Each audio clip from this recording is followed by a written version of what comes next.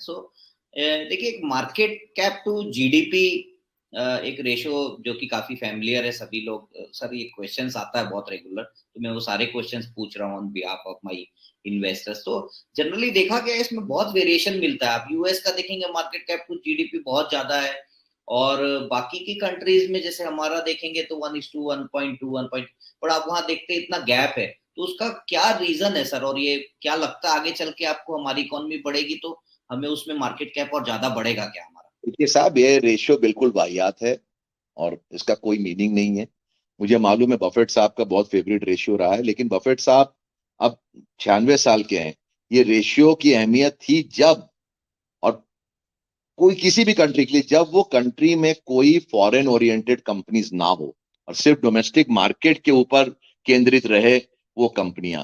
जहां आपकी companies global हो जाती है, उनको आपके डोमेस्टिक जीडीपी से कोई लेना देना ही नहीं है या कम लेना देना है।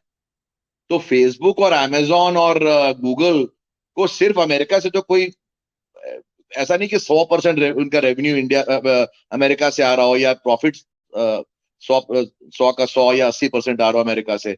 तो ये रेशियो मायने खो देता है जब कंट्री और इकोनॉमीज बिकम ग्लोबलाइज्ड। तो इंडिया के लिए भी रेशियो पर बिल्कुल ध्यान ना दे। जैसे जैसे हमारी कंपनियां ग्लोबल होती जाएंगी, ये रेशियो बढ़ता जाएगा, because market cap will be driven by global growth of these company. अब इन्फोसिस है, टीसीएस है, इनको इंडिया के का बिजनेस हो सकता है 10% हो, 15% हो। They are more driven by global GDP growth. तो ये रेशियो अपने आप में बिल्कुल वाहियात है और इस पर वेस्ट ऑफ टाइम है इस पर कोई चर्चा करना। ये 1940s और 50s के लिए था, जब सारी कंट्रीज बहुत इनवर्ट फोकस थी। जहां ग्लोबलाइज हो गई, ये रेशियो बढ़ता चला जाएगा और इंडिया के साथ भी यही होना है। जी जी।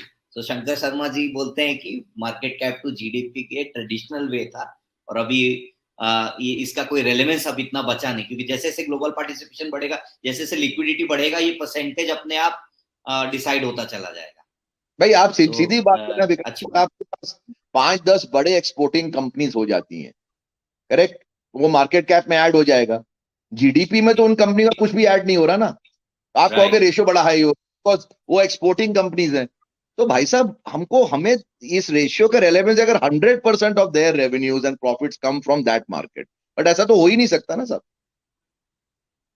जी नहीं, इसीलिए यूएस में आप देखें ना, फैंग का जो बता रहे हैं, उसका मार्केट कैप का उससे कोई लेना देना ही नहीं इकोनॉमी का, क्योंकि 80% रेवेन्यू उनका बाहर से आता है। बिल्कुल, पेप्सी ले लें, कोका कोला ले लें, फैंग ले लें, सारी ग्लोबल कंपनीज है। तो आप ग्लोबल जीडीपी का आप अगर आप डिनोमिनेटर बनाए तब तो फिर भी मैं समझ सकता हूं। बट जस्ट बहुत। बिकॉज कंपनी ने अपना हेडक्वार्टर अमेरिका बता दिया तो आप जीडीपी अमेरिका के ले लोगे, इसका तो कोई मतलब, ये तो कॉमन सेंस है, इसका कोई मतलब ही नहीं बनता ना साहब। नहीं, बहुत बहुत बड़ी बात बोली सर आपने, बहुत सही बोला कि ये ग्लोबल अगर आपने चेंज कर दिया है तो बात अलग है, नहीं तो फिर वो उसका कोरिलेशन नहीं होता है।